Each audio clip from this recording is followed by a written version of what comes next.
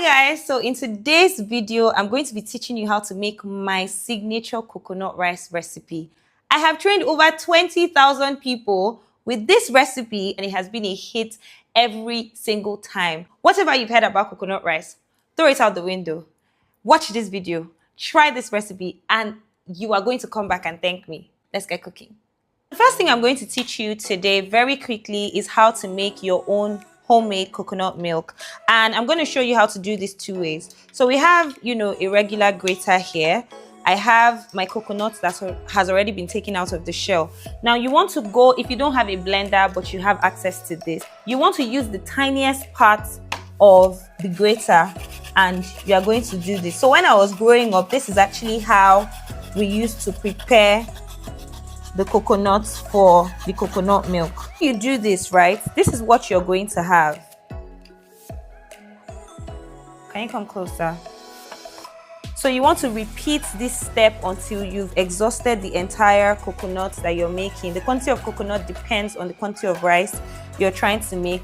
And once you have this shaft, what we would do is put hot water in it and then we would extract the liquid and squeeze it out. I'm going to wash my hands now and I'm going to show you how to blend and extract your coconut. So for the blending method, you want to cut your coconuts into small pieces. I'm done with cutting, and once you're done, what you want to do is transfer it into your blender. And then we are going to put water inside. Then you blend. So you want to blend it and make sure that you've gotten all the coconut. Now, when I was much younger, what we would use is a cheesecloth, but this is also, this can work as well. So we are going to transfer this.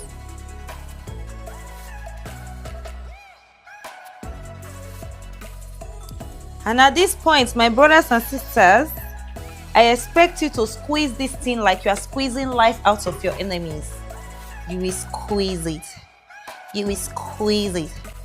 Squeeze. Squeeze. You can also now take this shaft and put a little bit of hot water inside and repeat the process. Now, for those of us that are probably wondering, what if I want to make coconut oil? How do I do it? When we're much younger, what we'll do is just turn this extract into a pot and allow it to continue to cook until all the water completely evaporates, and what is going to be left inside is coconut oil, and you've made your coconut oil. Next thing we're going to do is make our goat flavored oil, and for that I'm going to be using vegetable oil. While this is getting hot, I'm going to blend my pepper and onions. To make your goat oil, you're going to take some raw goat head, it's male goats, and you're going to fry it in it. So you're going to fry this until you can literally smell the goat, like until it's fried.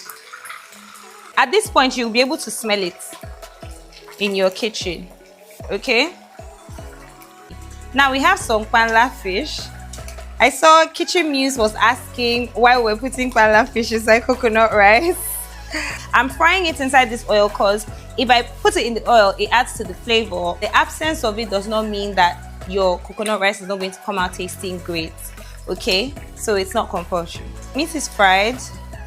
My panla is quite, dried enough. I'm going to take it out. I have turkey bits that has been shredded. There are no bones inside. So now that I have my turkey in, I'm going to start by putting in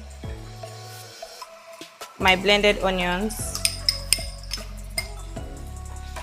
This recipe calls for a lot of onions because the onions, help in sweetening the rice.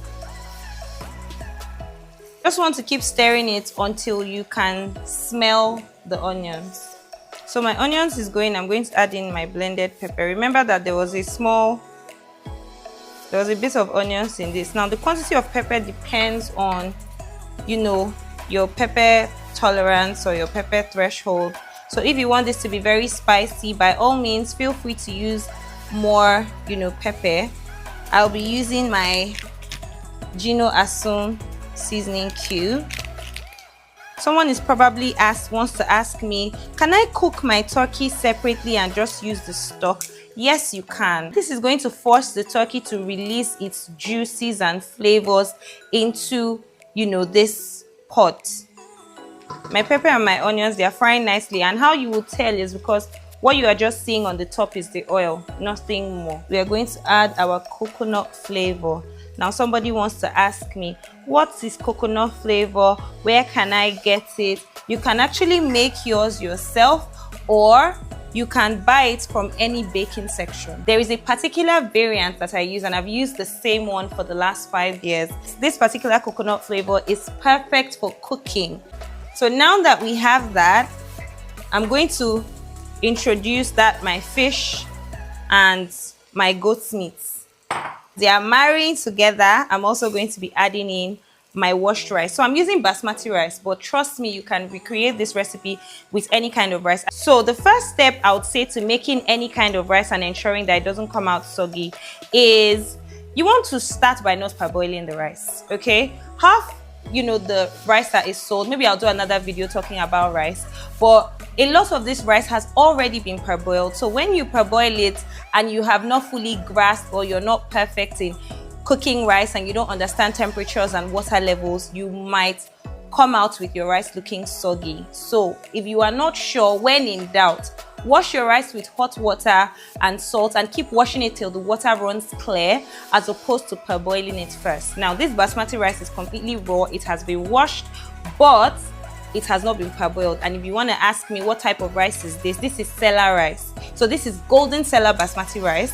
But if you don't find golden Sela, any rice that is written Sela on the pack is perfect for making this kind of recipe, jollof rice, any other kind of rice recipe. What I'm trying to achieve here is I want to fry my rice, which helps me to guarantee the texture, but also helps to improve the flavor. Do you need crayfish when you're making coconut rice? And the answer is it's optional. It depends on your personal preference. In this recipe, you can use crayfish or you can skip it. When you're using crayfish to make this rice, you don't need too much. Honestly, a little goes a long way. Not a lot of it.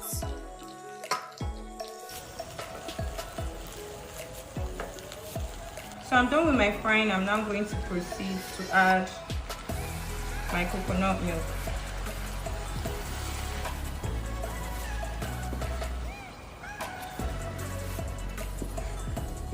Let me tell you what. At this point, what you want to do is reduce the heat to medium low. There is absolutely no reason why your rice should be cooking on high heat. It's going to take it about 25 minutes for it to cook through. I'm going to come in and check on it and show you how to lift and turn, and the rest is going to be cooked, okay? So it's been about 15 minutes. And this is where we're at. And I just want to show you guys, when you want to turn your coconut rice or rice in general, what you're doing is you're just going to lift and turn, okay? You lift and you turn. You don't need to do more than that. I'm now going to bring out my foil. Use that to trap as much heat